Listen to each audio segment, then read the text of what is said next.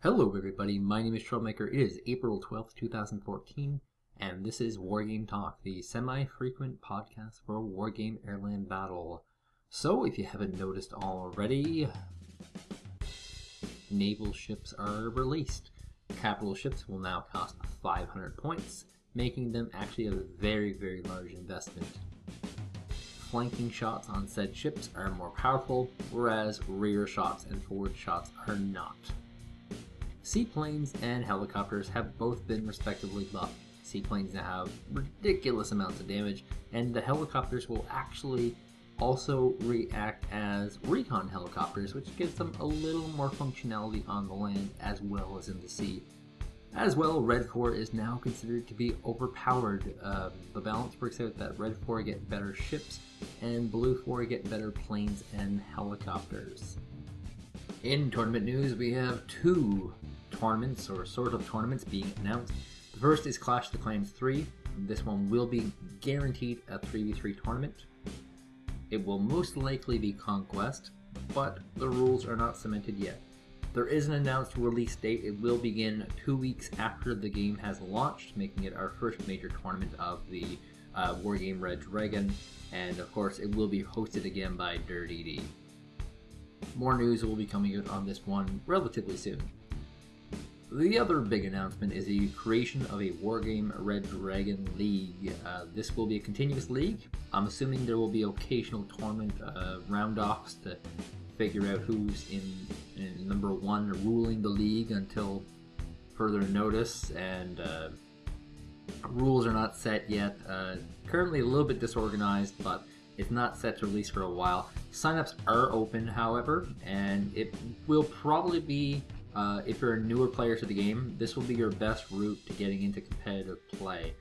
Just because you will be playing against people who will be using competitive strategies, and you'll be able to develop and mold your own. It will be 2v2, it will be total destruction, so you have those two things working in your favor if you are at all new and casual. Or casual, I should say. And finally, mods. Yes, mods were a pretty small part of ALB. We're hoping that changes in Red Dragon, and with Destiny, we'll be moving over to Red Dragon. This, of course, was originally called With Respect to Germany. It was originally an East and West Germany balancing mod, but its goals are currently undefined in Red Dragon, but we just know there will be a mod called With Destiny in Red Dragon. As well, Salamander is building a mod for only authentic deck use. The project is called Authentic Deck Project, and he's recruiting people with military know-how to build authentic decks with existing game assets. In the description, you will find a link to where you can contribute to building authentic decks, and you'll also find a link to the actual mod development itself. In texture packs, we have two big ones. The first one is from REDDQ, and in his texture pack includes the corrected Canadian Hornet, which has a false cockpit, which doesn't exist in the current game. We have a MiG-23BN, MI-24W, and a KHS MI-8TBK, as well as a few others. Mike Boy has released the other major texture package, and this one includes most of the American planes, and they're very easy to install. Links to the mods with descriptions on how to install are in the description of this video. So I'd like to talk about something that is slowly becoming kind of a big deal in the game, and it's only becoming a big deal probably because of new players, but it's actually friendly fire, and so this is kind of how you will find it.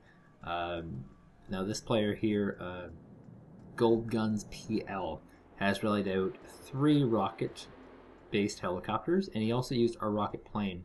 Note, I have one artillery unit here with low health, which he rocket planed. I haven't been getting counter-artillery that hard. And, oh my god, look at this. He's actually friendly firing here. So he's got all his guns rolling, targeting as many of these artillery units as he can, because I've been the person on my team that's been trading most cost-effectively with these artillery units. I haven't been bad-mouthing him or anything like that, but this was a serious sign of disrespect. So if this kind of thing happens to you, first and foremost, you should screenshot the act itself. when those rockets are firing, take the screenshot then. Upload that to any of the various image hosting websites. Imager.com is a super, super, super popular one. And then go to the Wargame Red Dragon forum, which is actually wargame-ee.com/forums, and report it so that people can, apply the appropriate bans. You might also have to upload the replay file potentially.